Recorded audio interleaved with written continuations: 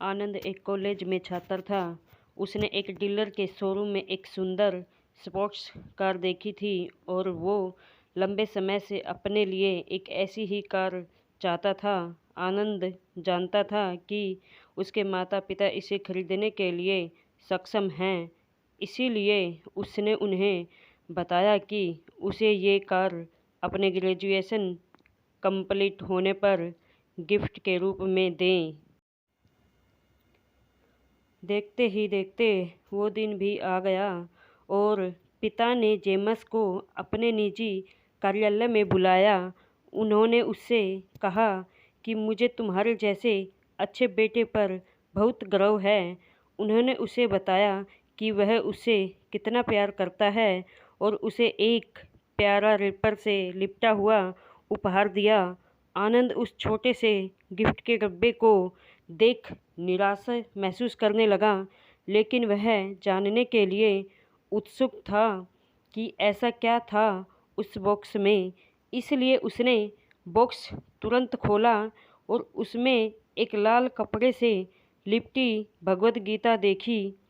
आप इतने अमीर हैं और आप मुझे केवल एक गीता दे रहे हैं। काफ़ी गुस्से से अपने पिता पर वो चिल्लाया और अपनी नाराज़गी और गुस्से के वश में आकर अनबने न आओ देखा न ताओ तुरंत घर छोड़ दिया। काफ़ी साल बीत गए। आनंद अब एक सफल व्यवसायी बन गया था। वह अपने जीवन में खुश था। उसकी शादी हो चुकी थी और उसके 2 बच्चे भी थे। उनका परिवार एक सुंदर घर में रहता था, लेकिन उसके पिता के साथ टूटे रिश्तों के कारण उसकी आत्मा अभी भी आहत थी। आनंद अपने पिता का घर छोड़ने के बाद कभी उनसे नहीं मिला था। आनंद को उस दिन के बाद अपने पिता को न मिलने का पछतावा हमेशा रहने वाला था, क्योंकि एक दिन उसे एक पत्र मिला जिसमें उसके पिता के निधन की खबर थी और साथ ही ये बताया गया कि उन्होंने अपने जीवन भर की पूंजी वसीयतनामा के अनुसार अब आनंद के नाम पर कर गए थे। अपने पिता की सारी संपत्ति विरासत में मिली।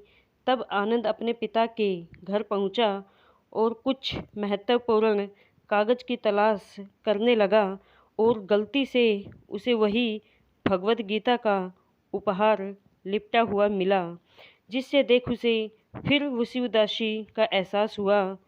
उस गीता को उसने अच्छे से देखा तो उस पर अपने पिता की हैंडराइटिंग में कुछ लिखा पाया।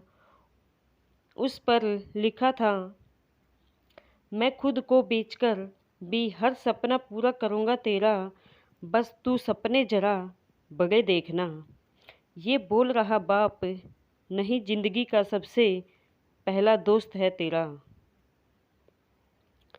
ये कविता पढ़ी ही थी कि अचानक से उस किताब से एक चाबी गिरी, जिसके ऊपर लगे टैग पर उसके ग्रेजुएट होने की तारीख के साथ कॉन्ग्रेचुलेसन और आई लव यू लिखा हुआ था।